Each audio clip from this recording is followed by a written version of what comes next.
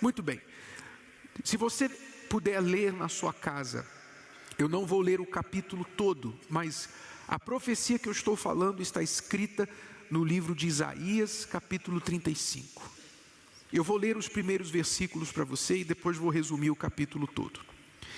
Ele diz assim: o deserto e o lugar solitário se alegrarão disto, e o ermo, que é o deserto, exultará e florescerá como a rosa.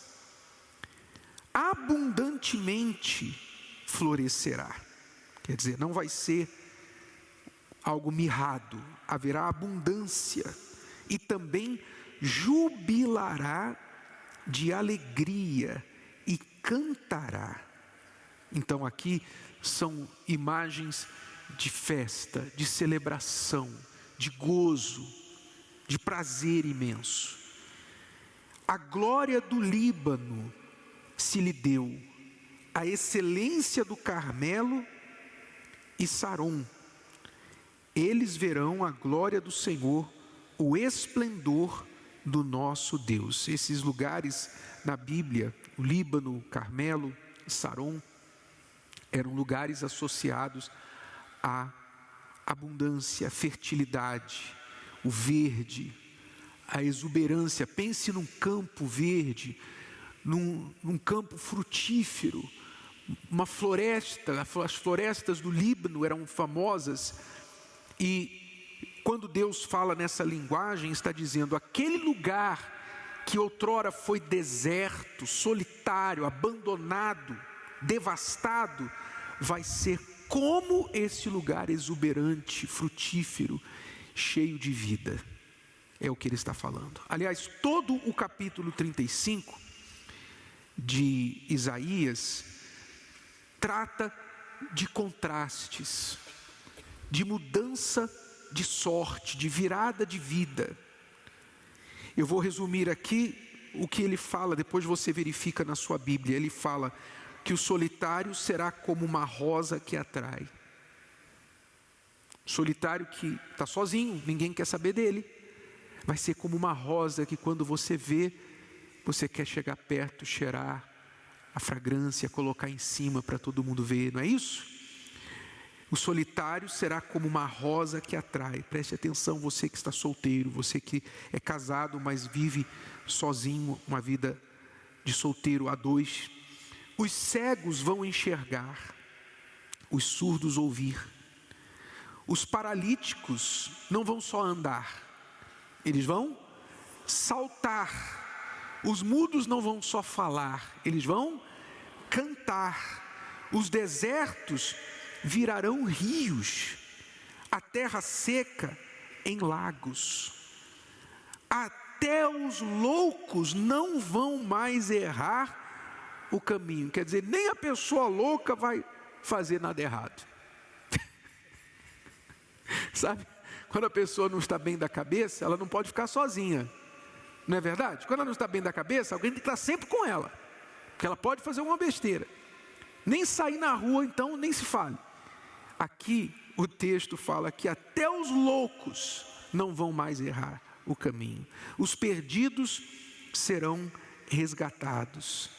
A tristeza e o gemido serão trocados por alegria e comemoração. Ou seja, de um extremo ao outro, do fundo do poço para o topo da montanha.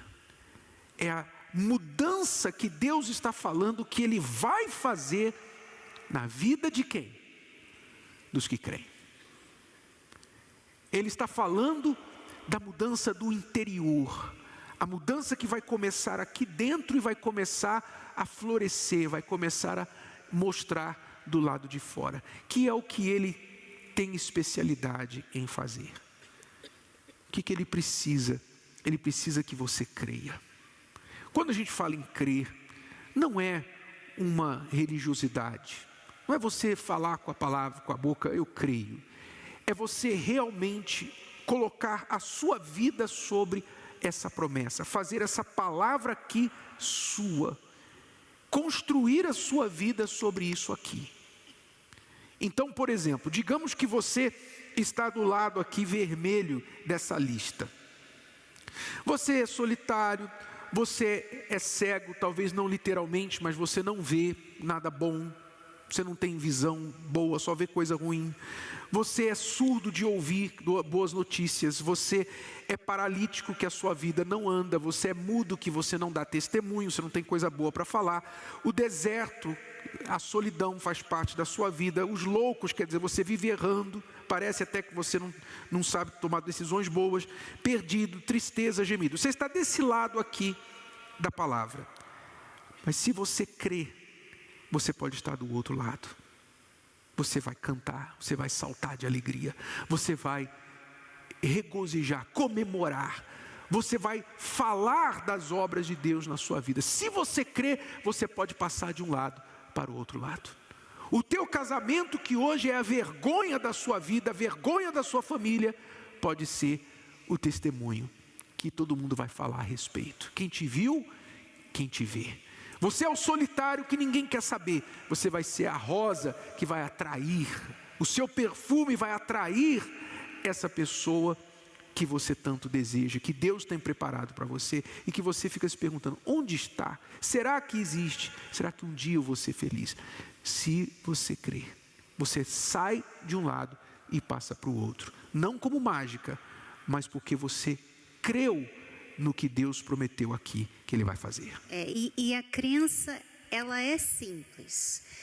O problema de Deus é justamente porque a pessoa tem medo de crer, né? E o mundo promove esse medo, né? As pessoas, elas têm aquela visão, né? Passou por um trauma na vida porque não tinha medo e se entregou para alguma coisa, por exemplo, um relacionamento. Ela se entregou para um relacionamento e aquele relacionamento não deu certo. Então ela começa a ter medo de crer em um novo relacionamento. A mesma coisa com Deus. Ela orou, pediu a Deus e aí não viu o resultado, tem medo agora de crer. Então o problema de Deus é esse. Ele quer isso aqui. Ele não tem problema, aliás, ele procura os cegos, os surdos, os paralíticos, aqueles que estão faltando. Ele procura, ele quer fazer uma obra grande na vida dessas pessoas. Mas o que impede Deus é o medo das pessoas.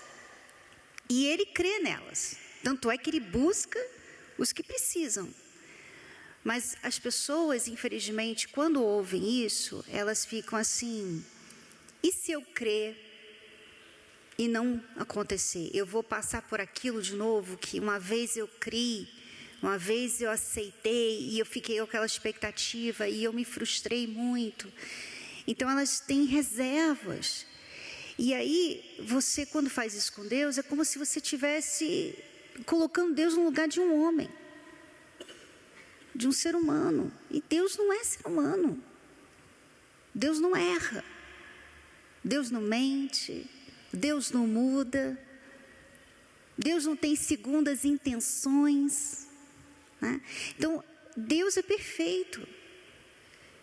O que Ele precisa de você é que você venha crer. Você vê que Ele não espera de você perfeição. Aqui você vê, por isso aqui, que ele vai à procura de quem é imperfeito. Os mais imperfeitos ele procura. Então ele não fala que eu vou fazer, né, o campo florescer. Não, ele vai fazer o deserto. Ele procura os imperfeitos. Ele não está fazendo acepção de pessoas. Mas as pessoas não creem nele. Não acredito. Então, eu vejo, Renato, que nos pecados mais cruéis, assim, é a incredulidade.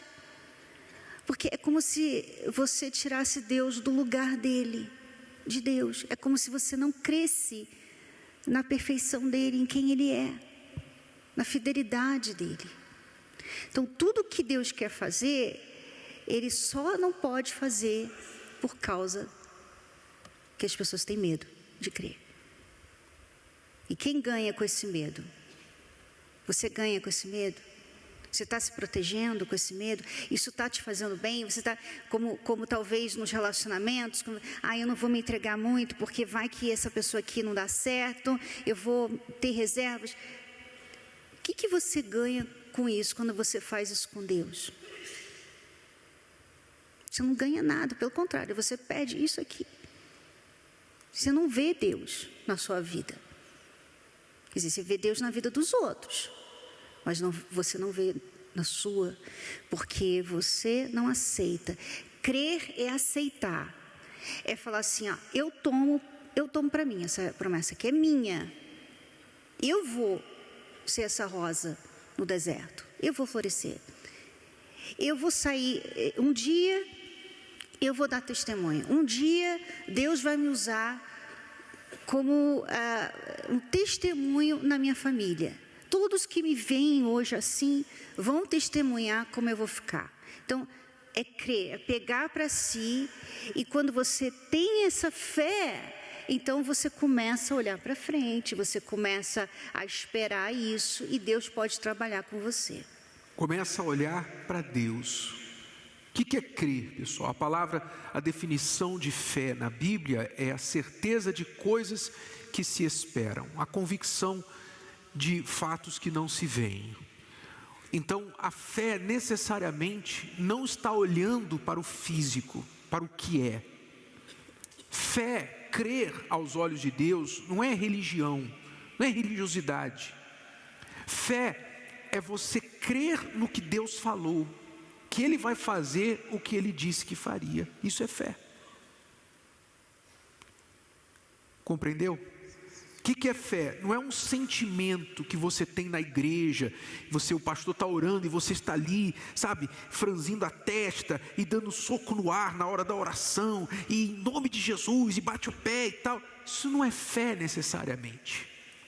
Fé é você usar a sua cabeça na palavra. Você usa a cabeça na palavra, não os olhos no que você vê, não o coração no que você sente, mas a cabeça, a mente, a inteligência na palavra. Isso é crer. Deus falou, é Deus que está falando isso aqui. Eu vou fazer o deserto um lugar, um jardim abundantemente florido. Eu vou fazer isso. Então, Deus está mostrando que não importa o extremo de problema que você esteja vivendo agora, não importa qual seja o seu extremo. Você é cego, você vai ver, você vai ter visão, você vai ver coisas que você nunca viu, que nem quem tem olhos nunca viu. Você é mudo, você não vai só falar, você vai cantar, você vai ganhar uma voz para cantar, não só para falar. Eu vou fazer o máximo na sua vida, oposto do que você está vivendo aí agora. Então, quando você ouve a palavra, essa palavra de Deus, essa profecia, você ousa crer nela, contrário a tudo que você vê. Você olha para a sua vida, deserto. Você olha para as suas pernas, paralítico. Você vê a sua situação pior possível. Seu passado, você não poderia ter mais vergonha do que o seu passado, lhe dar vergonha.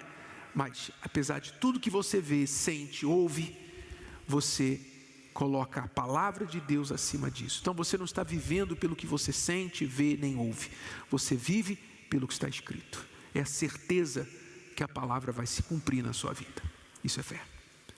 E aí você passa a viver dessa forma. Você não olha mais para o que é, você olha para o que vai ser. Isso é fé. Você compreende? Está claro para você? Qual lado você vai ficar? O lado atual ou o lado que Deus prometeu? Que lado você vai ficar? Você tem uma escolha a fazer. A decisão é sua. Amém? Nós vamos ligar aqui com quem crê. Quinta-feira que vem nós vamos começar o propósito em cima dessa profecia. Vai ser o propósito da rosa. A rosa ungida. Você vai trazer como essa rosa que está escrito no texto. O deserto e o lugar solitário se alegrarão disto, e o ermo exultará e florescerá como a rosa. A rosa é obra de Deus, é criação de Deus. Ele não precisa de nada, ele não precisa de nada, ele só precisa da terra, que é o seu coração, que é a sua fé, é você dizendo: eu creio, eu estou aqui, Senhor. Eu não vejo esperança, mas eu creio que o Senhor pode fazer. Então você vai trazer uma rosa vermelha quinta-feira que vem, se você crer. Essa rosa vai simbolizar essa profecia, para que Deus venha fazer o quê? Isso aqui que Ele prometeu na palavra dEle. Mudar do antes para o depois. O que está ruim para o que vai ser exuberante, glorioso, que vai testemunhar o poder dEle na sua vida. Amém?